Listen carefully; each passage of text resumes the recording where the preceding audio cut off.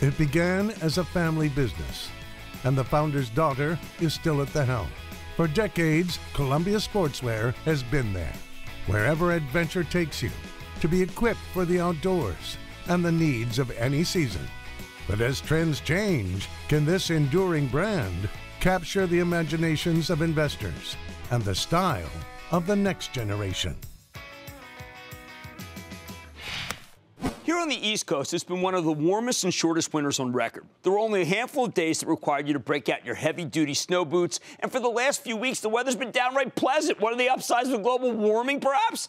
But while a mild winter is great news for you and me, it's terrible for the apparel makers that rely on cold weather to drive their sales. Now, some of these companies have made the argument that they're more in control of their destiny than others might think. Take Columbia Sportswear, the footwear and apparel company behind a number of brands, including Columbia, Sorel, Mountain Hardwear, Montreal, and Prada. A big chunk of Columbia's business comes down to selling high-tech coats that can keep you warm without making you all sweaty, as well as boots that allow you to feel your feet to stay cozy when it's freezing out.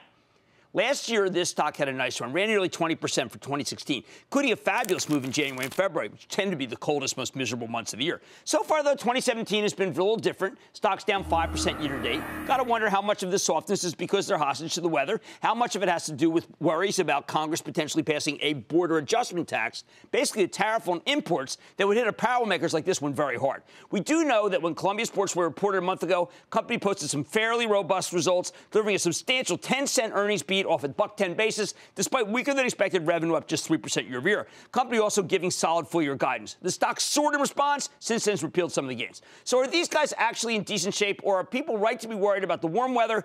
Hey, could it ding their business? Let's take a closer look with Tim Boyle. He's the CEO of Columbia Sportswear. Find out more about how his company's doing, where it's headed. Mr. Boyle, welcome back to Mad Money. Thanks, Jim. It's great to be here with you. I really appreciate you inviting me. All right, Tim, I am holding up a fantastic new raincoat that I think says that this company's a technology company. I should stop worrying about the weather and should start thinking about innovation and why Tim Boyle has come up with goods that we need regardless of the weather.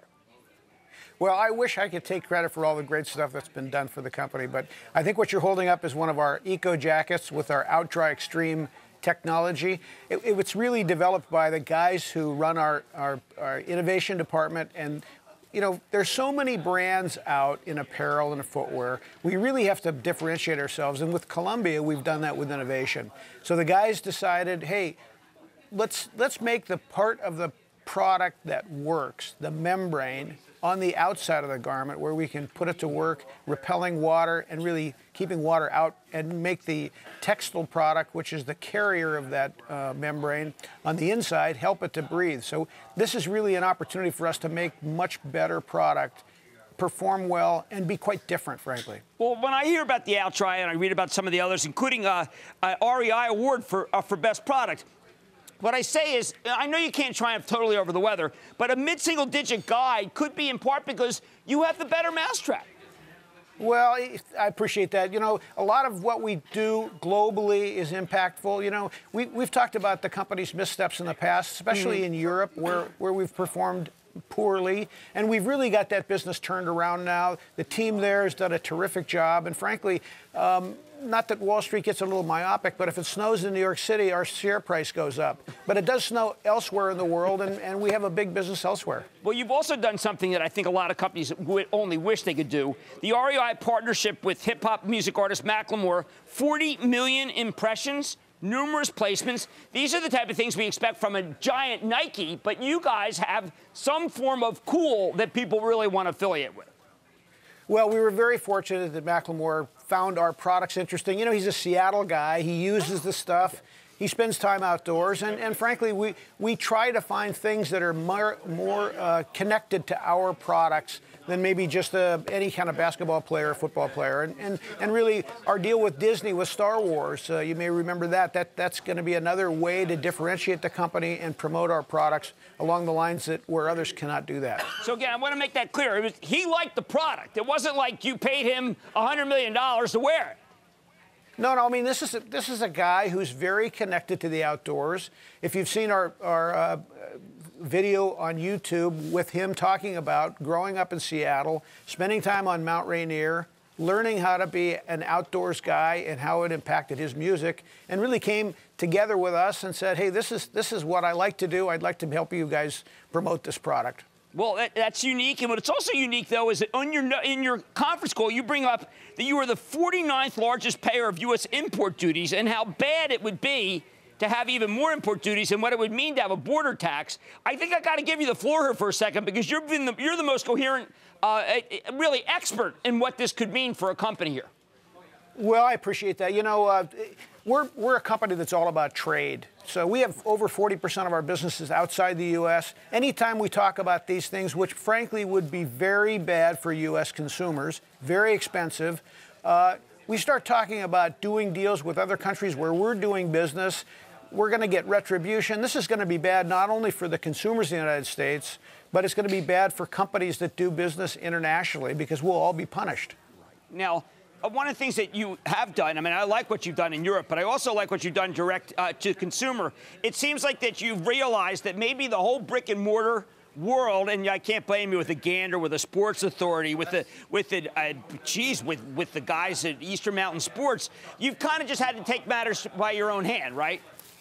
Well, it really shows the power of the brand, frankly, that consumers are willing to come to us directly. But we've always said, listen, we're a focused company on doing wholesale business. Now, we have great wholesale customers globally. We have great wholesale customers in the U.S.